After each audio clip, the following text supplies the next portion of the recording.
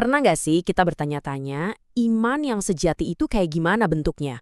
Apa cukup cuma di hati sama di dalam doa aja? Atau jangan-jangan iman itu seharusnya bisa dilihat, bisa dirasain sama orang lain di sekitar kita? Nah, mari kita bedah sama-sama soal ini. Oke, kita mulai dari tempat yang paling kita kenal ya. Perjalanan iman kita kan seringnya dimulai dari sini, di ruang doa. Tempat yang tenang, personal, tempat kita ngerasa dekat sama Tuhan. Ini fondasinya, titik awal kita semua. Dan ya, harus diakui, kita ini umat yang rajin banget berdoa. Kita pergi ke gereja, kita berdoa, kita ikutin semua ritual yang ada. Dan jangan salah, ini semua bagus banget loh. Penting malah, ini jadi dasar dari kehidupan rohani kita. Coba kita lihat, ada misa, rosario, novena, dan macam-macam devosi lainnya. Ini semua adalah pilar yang menguatkan kita, benar banget. Tapi, pertanyaannya adalah, apa iman kita cukup berhenti sampai di sini aja? Cukup sampai di pintu gereja? Nah, disinilah ceritanya jadi menarik. Ternyata ada panggilan yang lebih dari itu. Panggilan buat kita turun ke jalan. Maksudnya apa? Maksudnya bahwa iman kita keluar dari zona nyaman, keluar dari gereja dan mewujudkannya di tengah kehidupan kita sehari-hari. Ada satu ayat nih yang jujur ya, nusuk banget. Dari surat Yakobus, iman tanpa perbuatan pada hakikatnya adalah mati. Wow, keras ya. Ini kayak ngasih tamparan, ngingetin kita kalau sekedar percaya aja tuh gak cukup. Iman yang hidup itu harus ada buktinya, harus kelihatan lewat tindakan. Coba kita bandingin deh, biar kebayang. Ada yang namanya iman di altar. Ini yang mandek di ruang doa. Cuma sebatas ritual. Di sisi lain ada iman di jalan. Ini yang bergerak, yang masuk rumah orang yang lagi berduka, yang nemenin mereka yang lagi kehilangan. Kelihatan kan bedanya? Satu diam, satu lagi hidup. Benar-benar hidup. Gini deh, kita pakai contoh nyata aja. Bayangin ada rumah tetangga kebakaran. Iman kita itu ngebuat kita ngapain? Cuma nonton dari jauh sambil bilang, duh kasihan ya, turut prihatin, terus udah. Atau iman kita itu yang bikin kita lari, bawa ember, nanyain mereka butuh tempat nginep, enggak, pokoknya bener-bener bantu. Yang mana? Oke, pertanyaannya sekarang, gimana caranya? Gimana caranya biar iman kita jadi iman yang bertindak? Kuncinya cuma satu, kita harus geser cara pandang kita.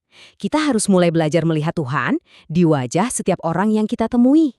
Dasarnya kuat banget. Dari Injil Matius, Yesus bilang apapun yang kita lakukan buat mereka yang paling kecil, yang paling menderita, itu sama aja kita lakukan buat dia. Ini radikal banget loh. Artinya, pas kita bantu orang susah, kita itu nggak cuma lagi bantu manusia biasa, kita lagi melayani Tuhan secara langsung. Dan yang paling penting, coba perhatiin deh, apa yang enggak Yesus katakan. Dia enggak bilang, waktu aku lapar dan seiman sama kamu. Nggak ada syaratnya, nggak ada embel-embel kalau dia seagama atau kalau dia sesuku. Panggilan untuk berbuat baik ini sifatnya universal buat semua orang, tanpa kecuali. Jadi, kenapa kita harus peduli? Bukan karena orang itu Katolik, bukan juga karena dia satu suku sama kita. Bukan karena alasan-alasan itu. Alasannya cuma satu, tapi ini yang paling kuat dari semuanya. Karena dia manusia. Udah, itu aja. Titik. Konsep ini sebenarnya ada namanya loh, yaitu solidaritas. Dan ini beda ya sama sekedar simpati. Simpati itu kan aduh kasihan ya, kalau solidaritas itu lebih dalam. Ini soal kita ikut merasakan penderitaan orang lain, seolah-olah itu penderitaan kita sendiri. Dan karena kita merasakan, kita jadi tergerak untuk bantu. Ada satu cerita klasik yang pas banget buat menggambarkan ini semua. Pasti udah sering dengar kan? Kisah tentang orang Samaria yang baik hati. Nah, cerita ini benar-benar ngetes kita. Sejauh mana sih batas kepedulian kita? Ceritanya simpel aja. Ada orang tergeletak di pinggir jalan. Dia habis dirampok, sekarat, butuh banget pertolongan. Kondisinya kritis. Terus lewat deh orang-orang yang katakanlah seharusnya menolong. Orang-orang yang agamanya sama, kelompoknya sama. Tapi apa yang mereka lakukan? Mereka cuma melihat, terus lewat gitu aja. Imannya ada, tapi perbuatannya nihil. Nggak disangka-sangka, yang berhenti menolong justru orang asing. Orang Samaria, orang dari kelompok yang dianggap musuh pada waktu itu. Justru dia yang berhenti, mengobati lukanya, merawat dia. Dia menunjukkan kepedulian yang melewati semua sekat.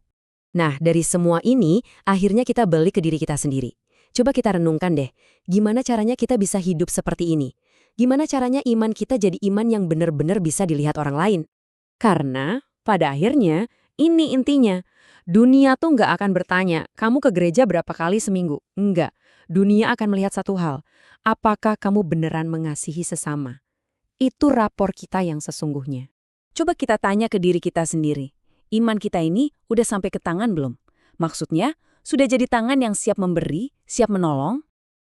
Terus, doa-doa kita bagaimana? Apa cuma jadi rangkaian kata-kata indah di mulut? Atau doa itu sudah jadi bensin yang menggerakkan kita untuk berbuat sesuatu? Coba kita pikirkan lebih luas lagi. Komunitas kita.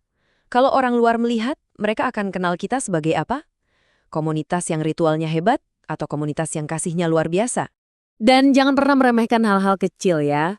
Menawarkan minum, senyum ke orang, menanyakan kabar. Setiap tindakan kecil itu, setiap bantuan sekecil apapun, itu adalah cara kita menunjukkan wajah Tuhan ke dunia. Jadi, sebagai penutup, saya mau meninggalkan satu pertanyaan buat kita renungkan sama-sama. Bagaimana kalau kita mengubah cara pandang kita? Bagaimana kalau setiap penderitaan yang kita lihat di sekitar kita itu bukan beban, tapi justru sebuah kesempatan, sebuah undangan buat kita untuk menunjukkan iman kita yang sesungguhnya?